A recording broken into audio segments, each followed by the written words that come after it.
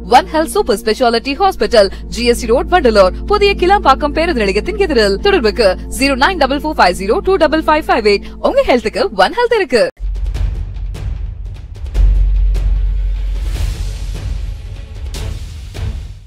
Again, Tamil has the highest viewership in India, USA, UK, Dubai, UAE, Saudi, Malaysia, Singapore, Norway, Sweden, Switzerland and Denmark. Join us and take your business to the world. ஆகாயம் தமிழ் நண்பர்களுக்கு அன்பு வணக்கம். நம்முடன் மூத்த பத்திரிகையாளர் திரு பாண்டியன் அவர்கள் இணைந்திருக்கிறார். வணக்கம் சார். வணக்கம் சார். திமுகவில் கொஞ்ச காலமா பொன்முடிக்கு காலம் சரியில்லை அப்படின்னு சொல்றாங்க. அவரை கொஞ்சம் கொஞ்சமா இறக்கிட்டே வராங்க. இப்போ பதவி பறிக்கப்பட்டதா இருக்கட்டும், அவருடைய கட்சி பொறுப்பு பறிக்கப்பட்டதா இருக்கட்டும், அதுக்கு பின்னணியில சில காரணம் இருக்கிறதா சொல்றாங்க. அந்த வகையில் இப்போ விழுப்புரம் அவருடைய கோட்டையா இருந்துச்சு, அதையும் அவர்கிட்ட கைப்பற்றக்கூடிய சூழல் இருக்கிறதா சொல்றாங்க. 84, 85 வாக்கில் திராவிடர் கழகத்திலிருந்து வெளியேற்றப்படுகிறார். ஏன் வெளியேற்றப்படுறாருன்னா, எந்த பகுத்தறிவாளர் கூட்டத்துக்கு போனாலும் போதை ஆசாமியாக இருப்பார். அளவுக்கு மீறிய போதை ஆசாமி. போதை ஆசாமியான தெய்வ சிகாமணியை, அவருடைய பேர் தெய்வ சிகாமணி, அவங்க அப்பா பேர் கந்தசாமி. அப்போது கேடி வாத்தியார்னு சொல்லுவாங்க. விழுப்புரத்தில் ஒரு 3000 ரூபா சம்பளம் வாங்குகிற ஒரு பேராசிரியர். இல்லை, அவங்க அப்பா ஆசிரியர். அவங்க அப்பா கந்தசாமி, அவங்க அம்மா பேர் மரகதம்.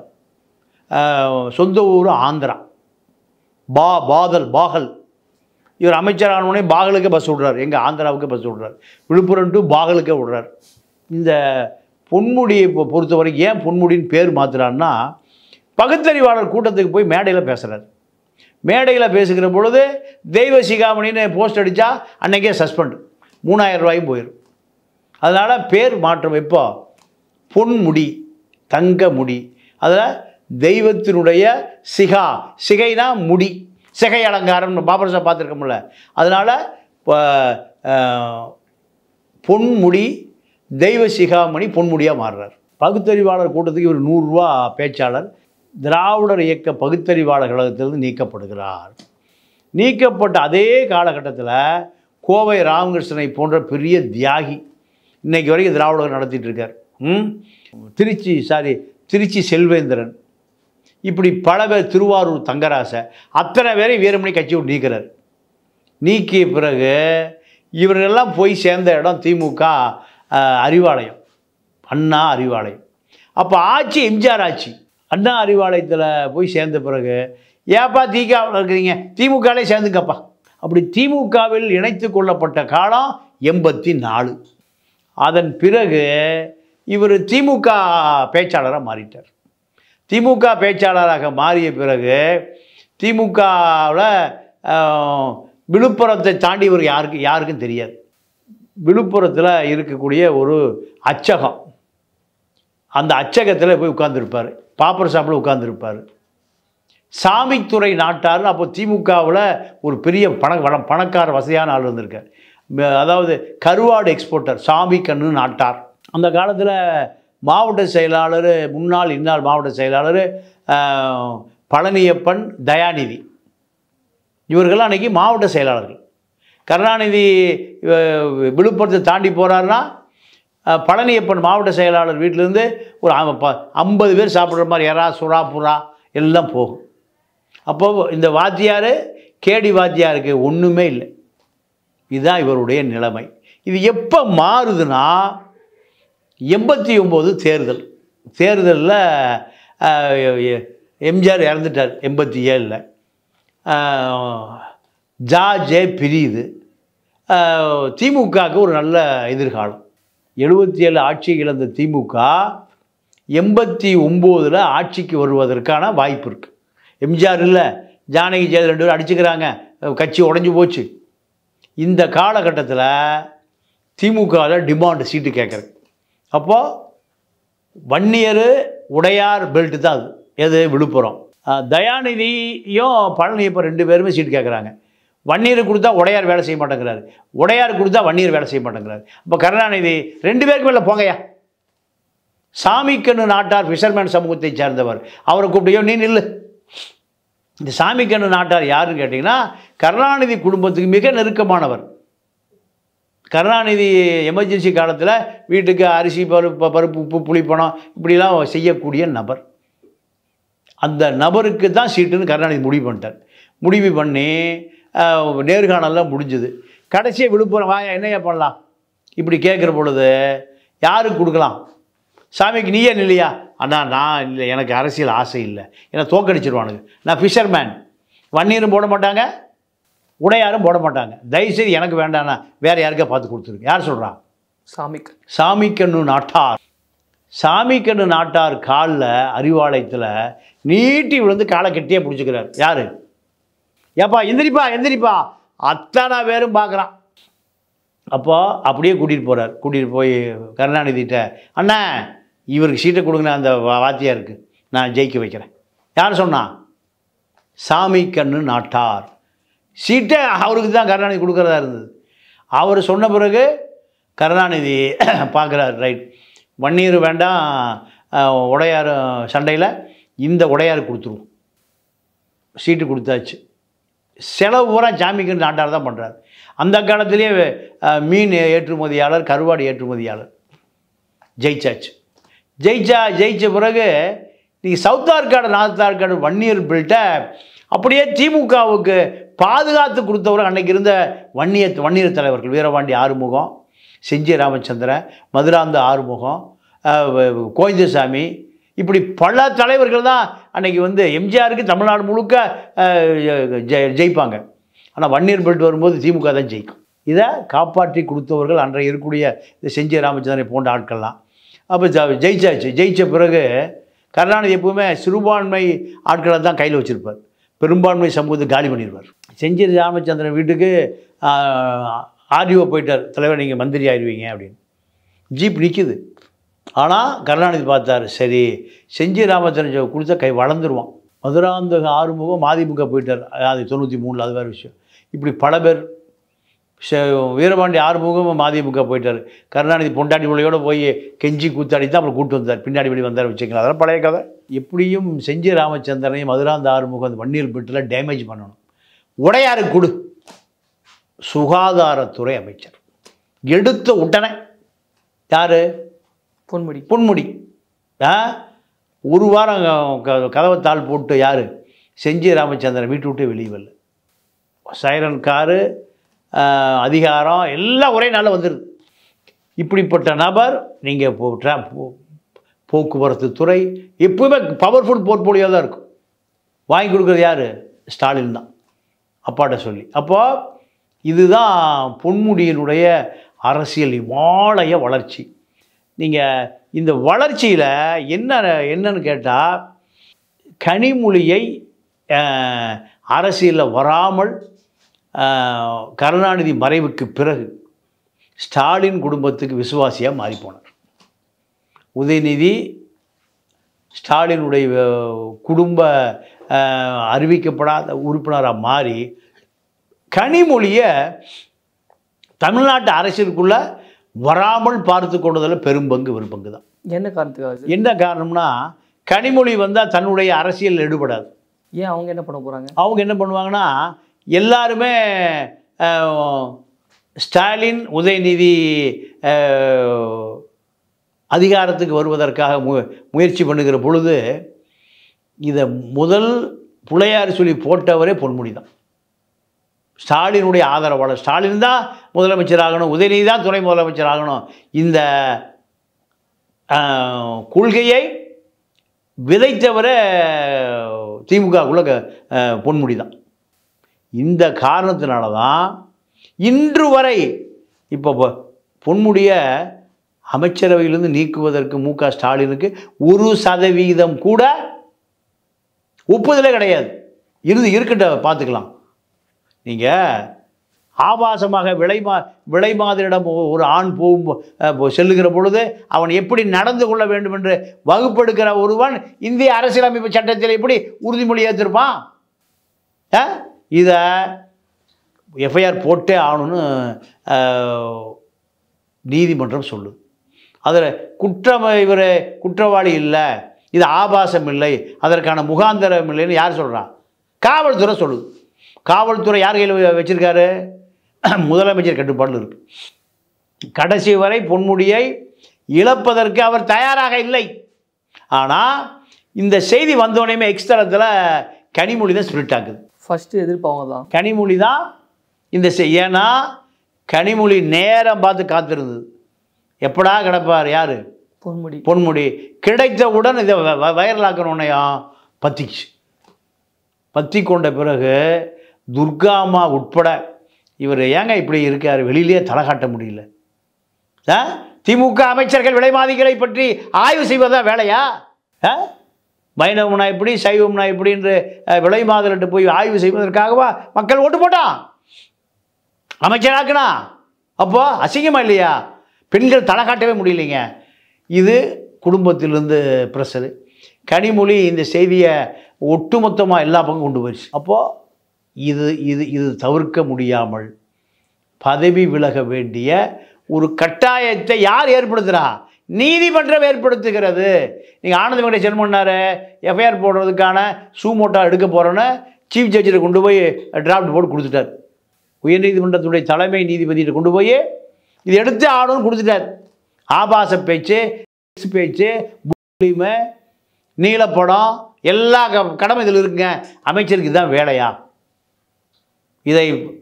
இதை ஒட்டி மற்ற அமைச்சர்கள்லாம் பேச ஆரம்பித்தாங்கன்னா இது என்ன அமைச்சர் கருப்பஞ்சிவப்பு அமைச்சரவையா இல்லை அது ஊதா கலர் அமைச்சரவையான்னு ஆயிடும். இது துணை பொதுச் செயலாளர் பதவி எடுத்தாச்சு. தண்டனை அது அல்ல. அரசு பதவியில் இருந்து கொண்டு இது அசிங்கங்களை பேசக்கூடாதுங்கிறதான் நீதிமன்றத்தினுடைய அறிவுறுத்தல். அப்போ வேறு வழி இல்லாமல் பதவியை ராஜினாமா செய்ய வேண்டிய தேவை ஏற்பட்டுச்சு. இப்போ அவர் என்ன சொல்கிறாரு? கனிமொழி என்னை நேரம் பார்த்து என்ன எக்ஸ்தலத்தில் அதை செய்தியாக்கி என்னுடைய அரசியல் வாழ்க்கையை முடித்து வைத்த பெருமை கனிமொழிக்கே சேருங்கிறார். சரி, என்னையா பண்ண போகிறீங்க? எனக்கு அமைச்சர் பதவியும் இல்லை, கட்சி பதவியும் இல்லை. நான் இனிமேல் பெரியாருடைய புத்தகங்களை எழுத போகிறேன், பெரியாருடைய கொள்கைகளை ஆய்வு செய்ய போகிறேன், பெரியாரை பற்றி இளைஞரிடம் கொண்டு போய் சேர்க்க போகிறேங்கிறார்.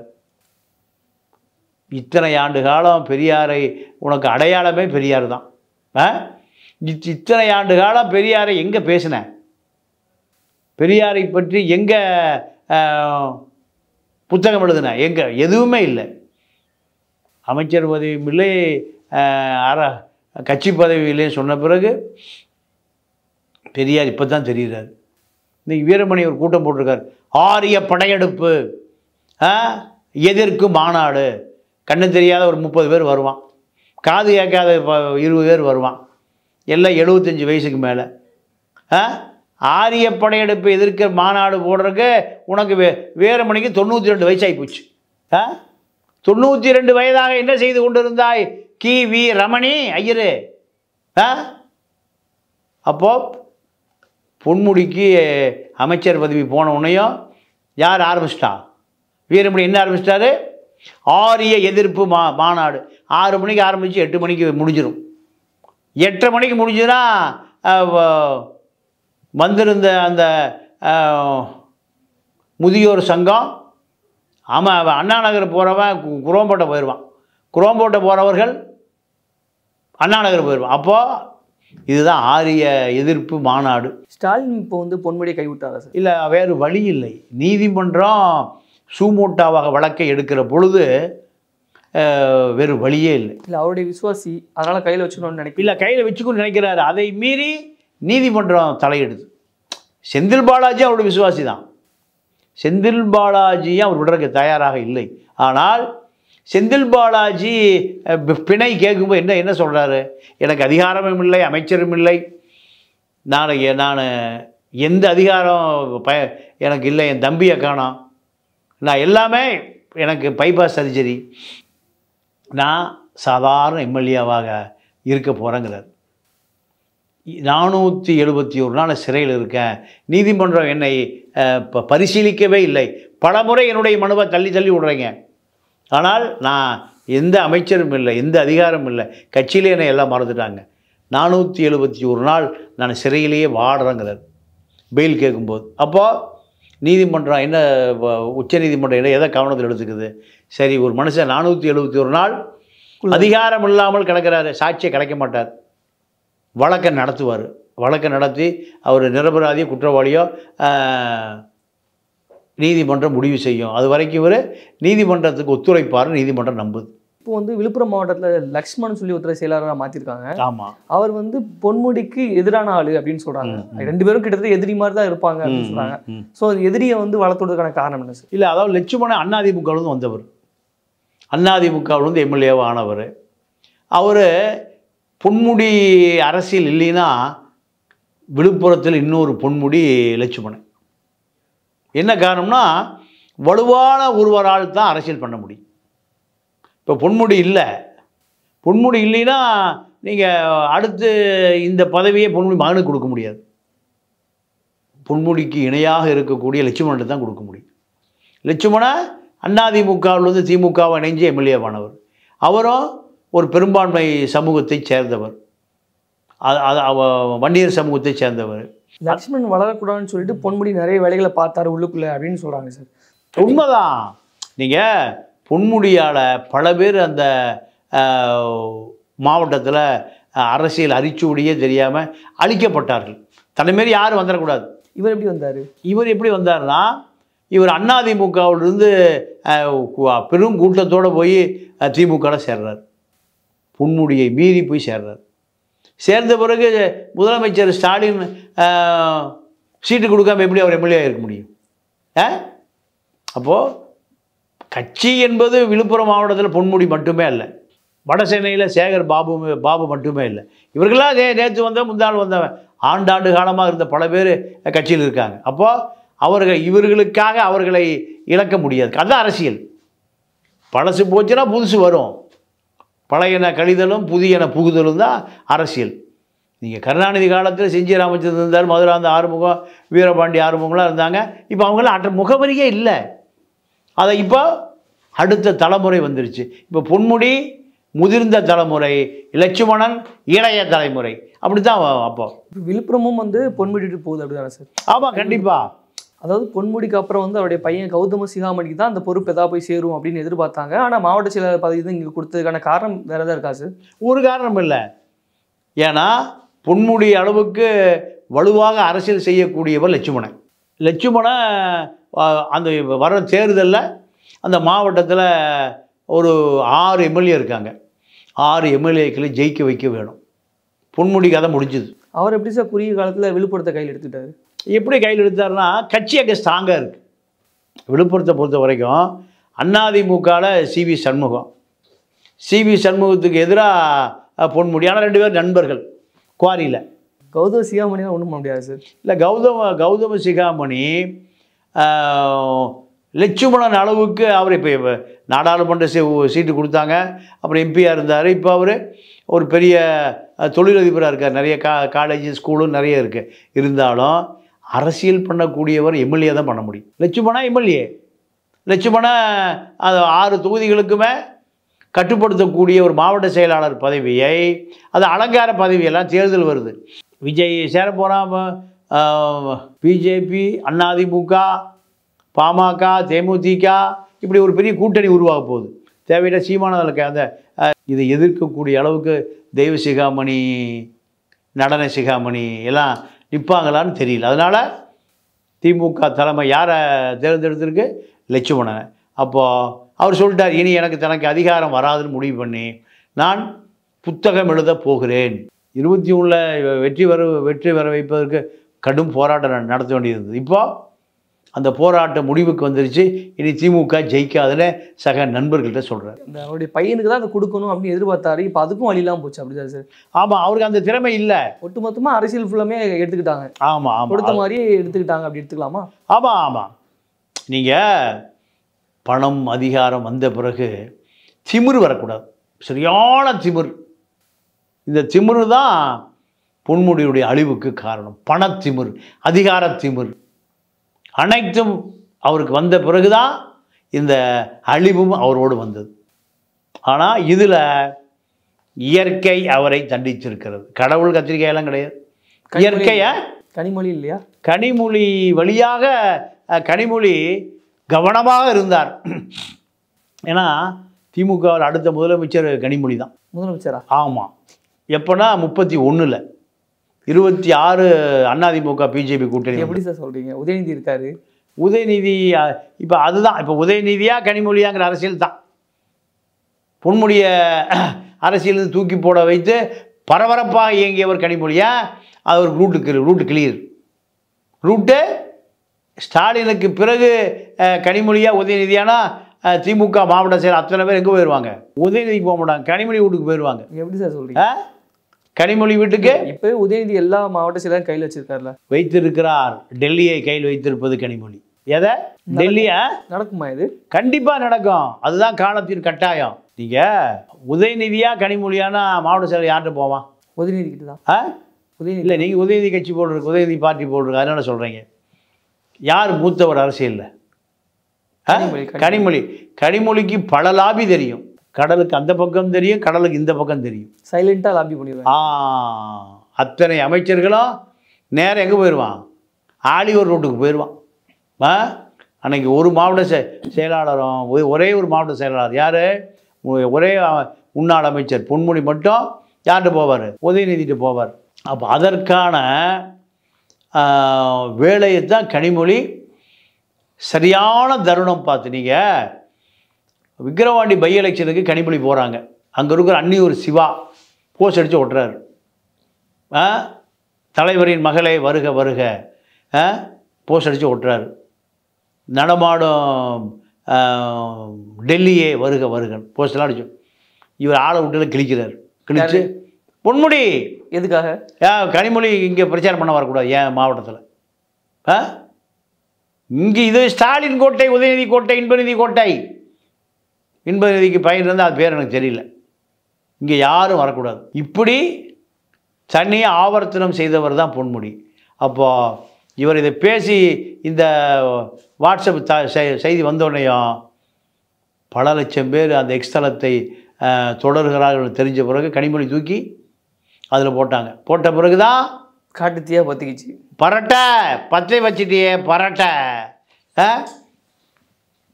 பொன்முடியினுடைய அரசியல் அஸ்தமனம் அங்கே தான் ஆரம்பிச்சது. அப்போது இதை கனிமொழி எதிர்பார்த்து காத்திருந்தார். இன்னொரு விஷயம் சொல்லப்படுது. அதாவது இப்போ வந்து கொஞ்சம் பொன்முடி சைலண்ட் ஆக்குறாரு ஸ்டாலின். ஆனால் அதுக்கப்புறம் ஆட்சி அமைஞ்சா அவருக்கு அமைச்சர் பதவி மீண்டும் கிடைக்கும் அப்படின்னு சொல்கிறாங்க. இல்லை, அதாவது முதலமைச்சர் ஸ்டாலின் திமுக ஆட்சி இதோட முடிஞ்சு போவதையுமே வரப்பே போகிறதில்லை. நீங்களே எப்படி சொல்ல முடியாது? பிஜேபி மீது உள்ள வெறுப்பை விட திமுக மீது வெறுப்பு இருக்குது. நீங்கள் தான் அதிக வெறுப்பு இருக்கு. இல்லை, மக்களுடைய கருத்தை நான் பிரதிபலிக்கிறேன், அவ்வளோதான். சார், இப்போ இந்த லக்ஷ்மண் யாருக்கு லாபி பண்ணுவார்? யார் சைடில் இருக்கார்? இப்போ அவர் ஸ்டாலின் சைடில் தான் இருக்கார். எந்த சந்தேகம் வேண்டாம். எந்த மாவட்ட செயலரை போட்டானா உதயநிதிக்கு நெருக்கம், ஸ்டாலினுக்கு நெருக்கம். இப்போ கூட அவர் உதயநிதிக்கு ஆதரவாக தான் இறக்கியிருக்காரால. ஆமாம். இல்லைன்னா மாவட்ட செயல் பதவி வர முடியாது. ஏன்னா அடுத்த முதலமைச்சர் வேட்பாளர் உதயநிதி தான். அடுத்த பெரும் அதிகார மையம் உதயநிதி தான். லட்சுமணன் உதயநிதிக்கு ஆதரவாக இருந்தால் மட்டும்தான் இந்த மாவட்ட செயலாளர் பதவி சாத்தியம். சார், விழுப்புரம்ன்றது பொன்முடியோட கோட்டைன்னு காலங்காலமாக சொல்லியிருந்தாங்க. அதை உடைக்கிறதுக்கு ஏதாவது விஷயம் வந்துருக்கும்ல சார்? சாதாரணமாக லக்ஷ்மணன் உள்ளே வந்திருக்க மாட்டார்ல சார்? ஏதாவது விஷயம் இருக்கும்ல? இல்லை, நீதிமன்றம் பொன்முடிய அமைச்சர் பதவியிலும் தூக்கிடுச்சு. துணை பொதுச் செயலாளர் பதவியிலிருந்து முதலமைச்சர் எடுத்துட்டார். ஏன்னா அவர் மீது கடுமையான எதிர்ப்பு. மக்கள் சேர்த்த வாரி வீசலாம். அது மட்டும்தான். அதே போல் ஓசி கரண்ட் கொடுத்தா ஏசி போட்டு வாழ்வியான்னு கேட்குறாரு. ரெண்டாவது இல்லை ஓசி கிராக்கிங்கிறாரு. அப்போது திமிரு அதிகமாக இருக்குது, பணிவு இல்லை. இதுதான் காரணம். அகங்காரமும் வந்துடும், ஆணவம் வந்துவிடும். அதனுடைய விளைவு தான் இன்றைக்கி அனாதை ஆனந்தனாக தூக்கி எறியப்பட்டிருக்கிறார். இதுதான் கதை. உங்களுடைய கருத்துக்களை எங்களோடு பகிர்ந்து கொண்டமைக்கு மிக்க நன்றி. நன்றி, வணக்கம்.